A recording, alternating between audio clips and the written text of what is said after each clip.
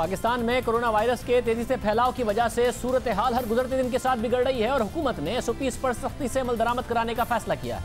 पंजाब और खैबर पख्तूनख्वा में एसओपीज की खिलाफ वर्जी पर कई दुकानें और मार्केटें बंद करा दी गई हैं। साथ ही पंजाब में वजीर सनत ने यह दावा किया है कि अगर अमल दरामद ना हुआ तो हम दोबारा मजीद सख्त लॉकडाउन की तरफ जा सकते हैं।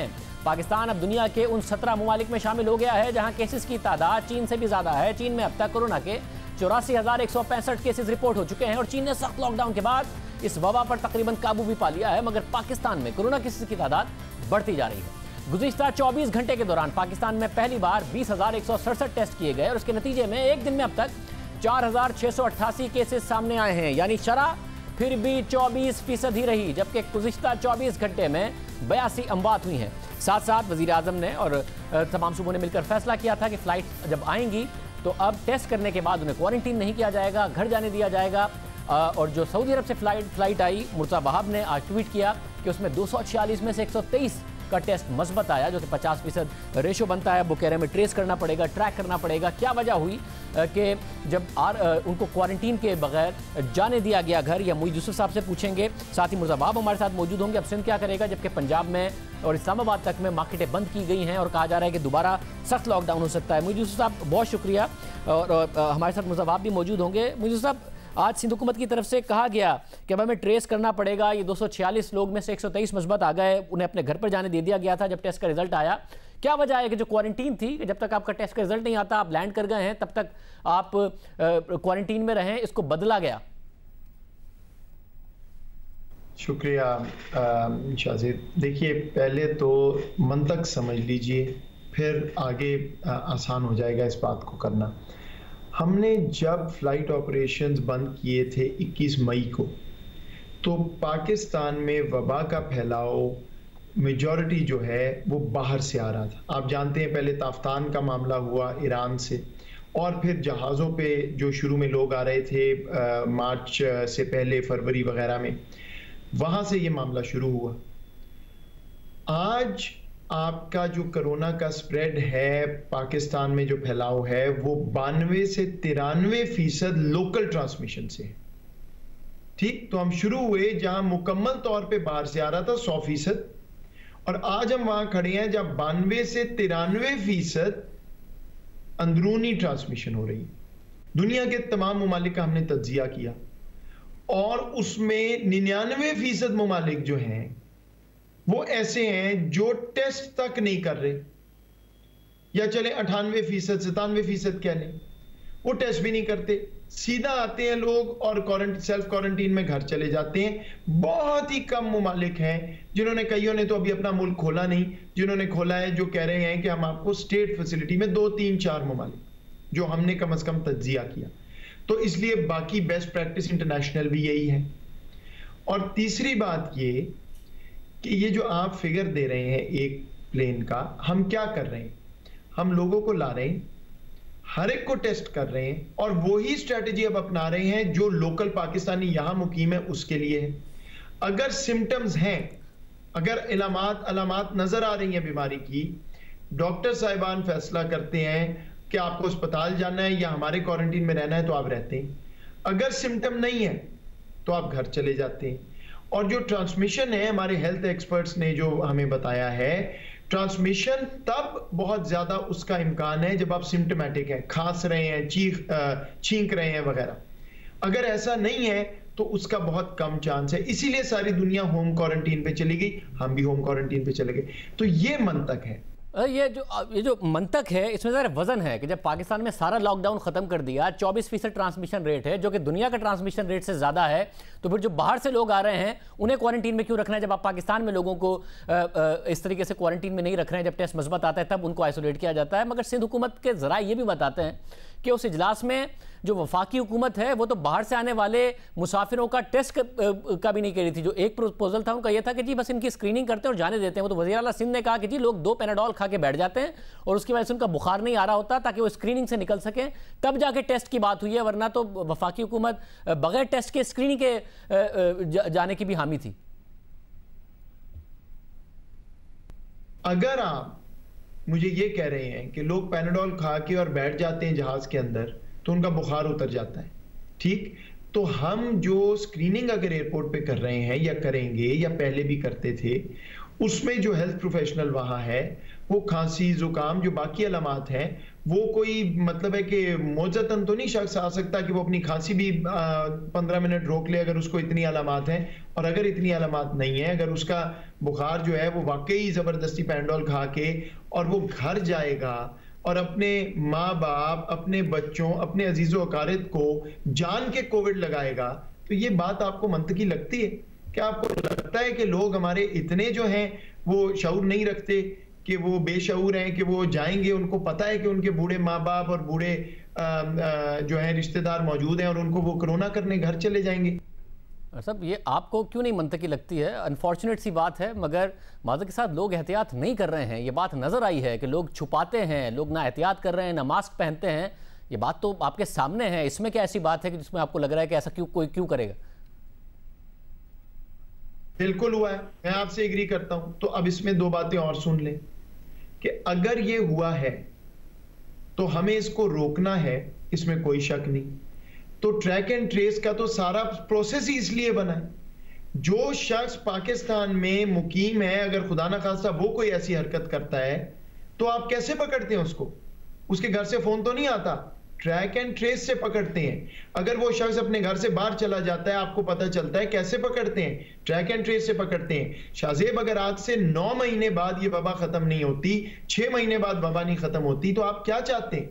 6 महीने जो 2 लाख पाकिस्तानी बाहर है, या जो यहाँ पे 22 करोड़ की आवाम है, उसको आप ऐसे तो डील नहीं कर सकते।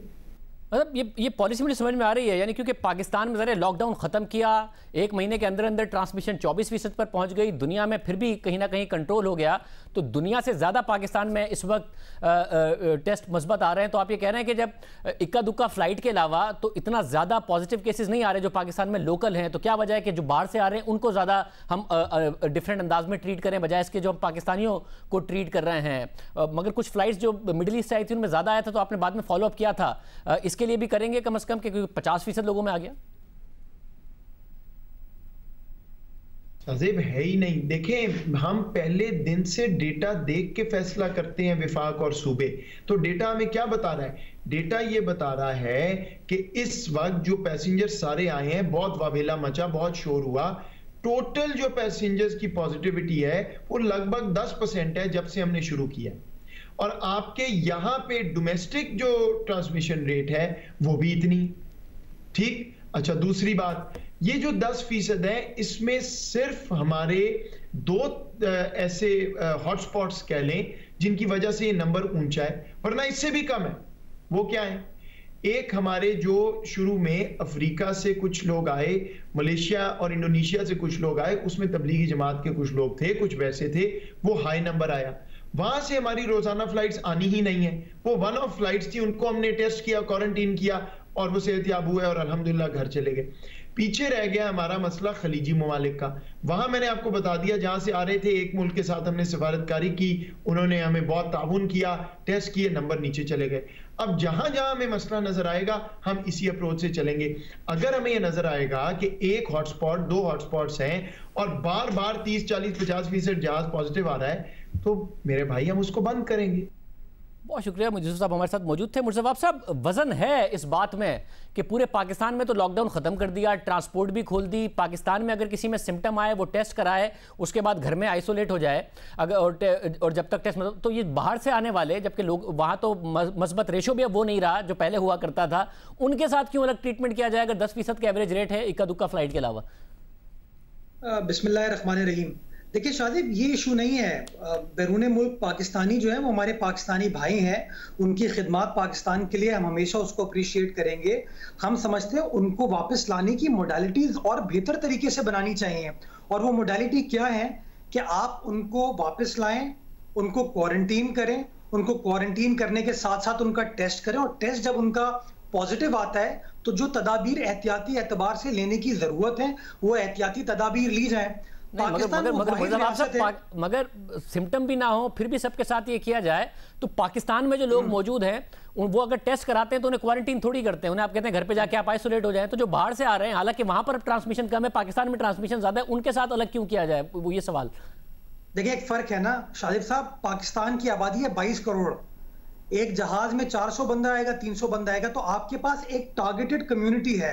आपको पता है कि ये हॉटस्पॉट हो भी सकता है, हॉटस्पॉट नहीं भी हो सकता। अब मोहित साहब जो असेसमेंट कर रहे थे कि पाकिस्तान में ट्रांसमिशन की परसेंटेज 10% है, तो मैं इससे इत्तेफाक नहीं करता।